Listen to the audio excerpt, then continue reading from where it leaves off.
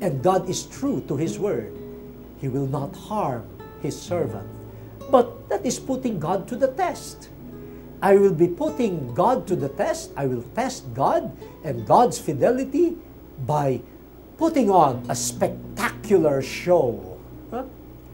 So the glitter of a show in order to test God. Let me see whether God will really do it. Now, if you are a Messiah and you want to do things quickly and to change the status quo, isn't it a good offer to turn stones into bread and feed the hungry? Is it not a good offer to accept all the riches of the earth so that you can use the riches of the earth to help, especially the poor? Is it not a good offer to show to the world that God is in your side, is on your side, that you can do anything? No? Give them spectacles to watch, and they will conclude that God is on your side. What an offer from the devil. But in the midst of all of this, practical, efficient offers, Jesus knew where He stood.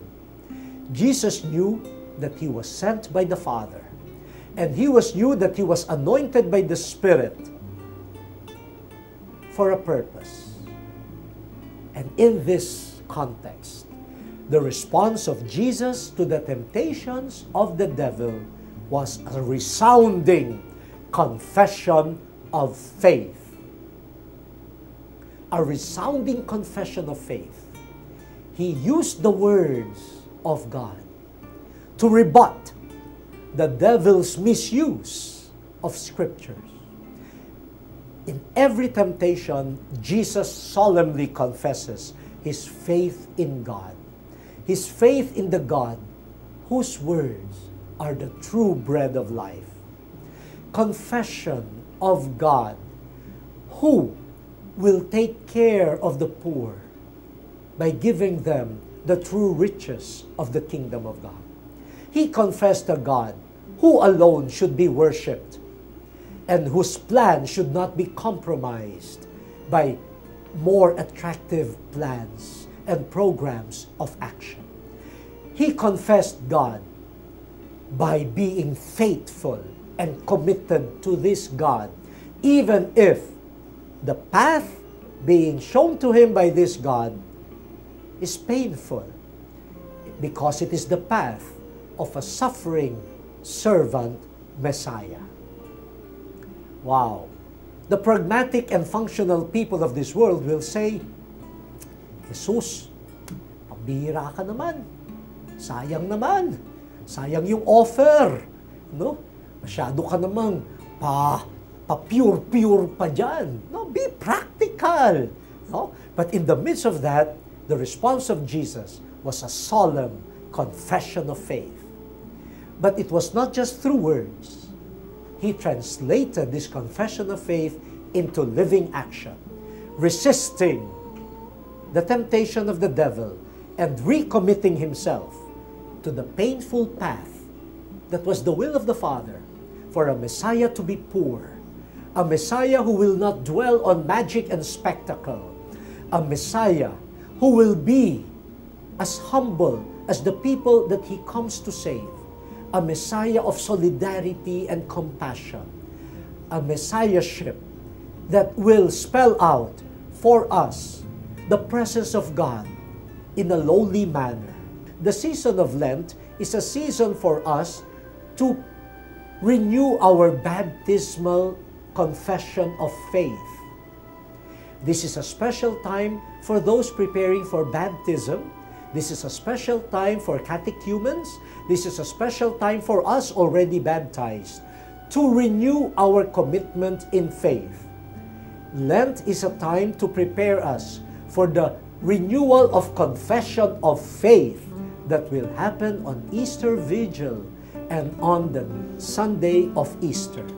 That's why I think it is significant that our three readings are about confessing our faith.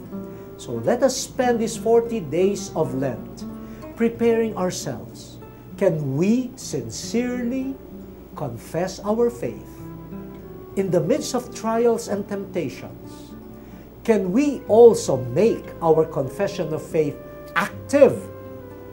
Just like the first reading, confession of faith accompanied by offering of the goods of the earth. Offer, alay kapwa. Offer, share with the poor our resources. Just like the second reading, confession of faith. I do not offer anymore to false lords. I have only one Lord. A purification of my life. And in the example of Jesus, confession of faith as a tool, as the best way to fight the temptations of life. You know, I am reminded of someone who used to work in government and who was tasked to investigate some of the cases of corruption in government. And in one conversation, I learned that he was tempted many times with promises of houses and cars and world tours and money and even higher positions in government service. But what would he have to do?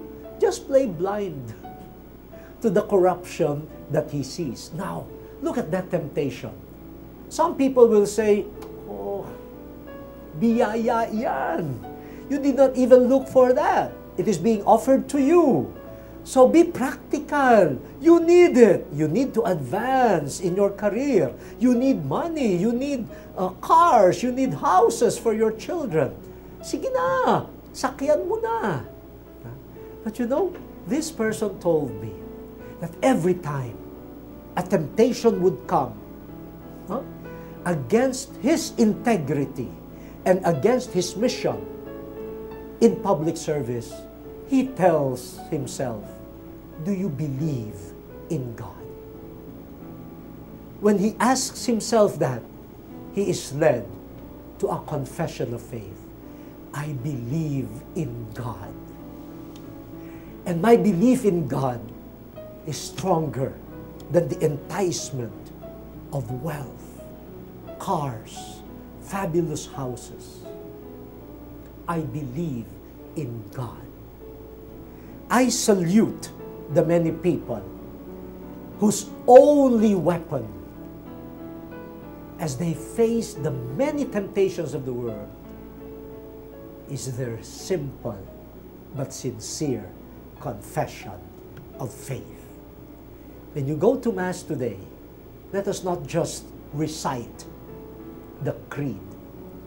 In our hearts, let us allow the words to well up in gratitude.